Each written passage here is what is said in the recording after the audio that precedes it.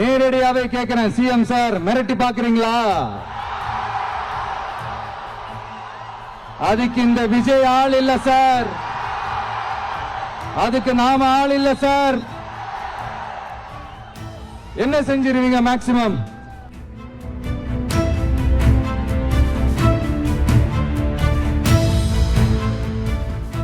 நாகையில் பரப்புரை செய்த விஜய் தான் பரப்புரை செய்த இடங்களில் மின்வெட்டு ஏற்பட்டதை குறிப்பிட்டு தமிழக முதல்வர் ஸ்டாலினுக்கு சவால் விட்டு பேசினார். அந்த வீடியோ சமூக வலைதளங்களில் வைரலாகி வரும் நிலையில் நாகையில் மின் வாரியத்திற்கு தாவைக்கா மாவட்ட செயலாளர் கொடுத்த மனு பேச பொருளாக மாறியுள்ளது. நாகையில் மின் வாரியத்திடம் தாவைக்கா கேட்டது என்ன, திருச்சி அரியலூரில் விஜய் பரப்புரை செய்த போது நடந்தது என்ன என்று விரிவாக பார்க்கலாம்.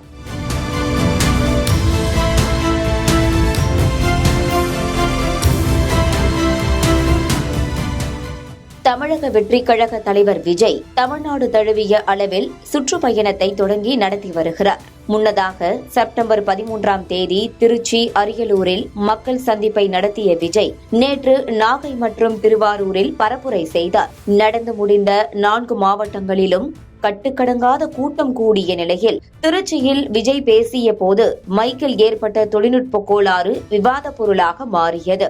இந்த நிலையில் நாகையில் நேற்று பேசிய விஜய் திருச்சி மற்றும் அரியலூரில் ஏற்பட்ட பிரச்சினை குறித்து பேசினார். அப்போது அரியலூருக்கு செல்லும் போது அந்த பகுதியில் பவர் கட், திருச்சிக்கு போன போது பேசுகையில் ஸ்பீக்கர் ஒயர் கட்டானது. ஒன்றிய அரசு சார்பில் பிரதமர் மோடியோ உள்துறை அமைச்சர் அமித்ஷாவோ வரும்பொழுது இதேபோன்று பவர் கட் செய்வீர்களா, நிபந்தனைகள் விதிப்பீர்களா என்று கேள்வி எழுப்பினார். அதுலயும் அது பேசக்கூடாது, இதை பேசக்கூடாதுன்னு சொன்னா அப்புறம் தான் எதை தயார் பேசுறது? அரியலூர்ல போனப்போ நான் கரெக்டா அந்த ஊருக்கு போறதுக்கு முன்னாடி அந்த ஏரியாலேயே அந்த பவர் கட்டு. அப்புறம் நான் திருச்சிக்கு போய் நான் பேச ஆரம்பிச்சதுக்கு அப்புறம் அந்த ஸ்பீக்கருக்கு போற அந்த வயரு கட்டு. இல்ல நான் தெரியாம தான் கேக்குறேன், சிஎம் சார். ஃபார் எக்ஸாம்பிள், இப்ப ஒரு RSS தலைவர் இங்க வராருன்னு வச்சுக்கோங்க, இல்ல நம்ம பிரதமர் மோடிஜி அவர்களோ இல்ல உள்துறை அமைச்சரோ இங்க வராருன்னு வச்சுக்கோங்க. இந்த மாதிரி கண்டிஷன்ஸ் எல்லாம் போடுவீங்க, இந்த மாதிரி பவர் கட் பண்ணுவீங்க, இந்த மாதிரி வயர் கட் பண்ணுவீங்க. கொஞ்சம் கட் பண்ணி தான் பாருங்களேன். முடியாதுல, பேஸ்மெண்ட் அதிரும்ல. நீங்க தான் மறைமுக உறவுக்காரர்களாச்சு. இதாவது பரவாயில்லைங்க. இதை தாண்டி ஒரு ரூல் ஒண்ணு போட்டாங்க, பஸ்ஸுக்குள்ளேயே இருக்கணுமா, பஸ் விட்டு வெளியில வரக்கூடாதா, கையை இவ்வளவுதான் தூக்கணுமா, இப்படியே வரணுமா, மக்களை பார்த்து சிரிக்காத, மக்களை பார்த்து கையசைக்காத, இப்படி எல்லாம். ஐயோ, நானும் என்னவோ ஏதோ நினைச்சேங்க. செம்ம காமெடியா இருக்குங்க.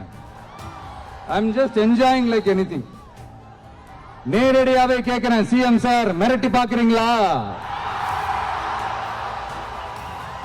அதுக்கு இந்த விஜய் ஆள் இல்ல சார், அதுக்கு நாம ஆள் இல்ல சார். என்ன செஞ்சிருவீங்க மேக்சிமம்? கொள்கைய சும்மா பேருக்கு மட்டும் வச்சுக்கிட்டு குடும்பத்தை வச்சு கொள்ளையடிக்கிற உங்களுக்கே இவ்வளவு இருந்தா, சொந்தமா உழைச்சி சம்பாதிச்ச எனக்கு எவ்வளவு இருக்கும்? இதற்கிடையில் நாகையில் விஜய் பரப்புரையின் போது மின் வாரியத்திற்கு தாவைக்கா மாவட்ட செயலாளர் அளித்த மனுவின் புகைப்படம் வெளியாகியுள்ளது. இந்த நேரத்தில் திருச்சி மற்றும் அரியலூரில் நடந்தது என்ன, நாகையில் விஜய் முரணாக பேசினாரா என்று விசாரித்தோம். அதன்படி திருச்சியில் செப்டம்பர் 13ஆம் தேதி விஜய் பரப்புரை செய்ய வந்த போது மின் தடை ஏற்பட்டுள்ளது. முறையான முன்னறிவிப்பு இல்லாமல் ஏற்பட்ட அந்த திடீர் மின் தடையால் அங்கு பொதுமக்கள் பாதிப்புக்கு உள்ளானதாக தெரிவிக்கப்படுகிறது.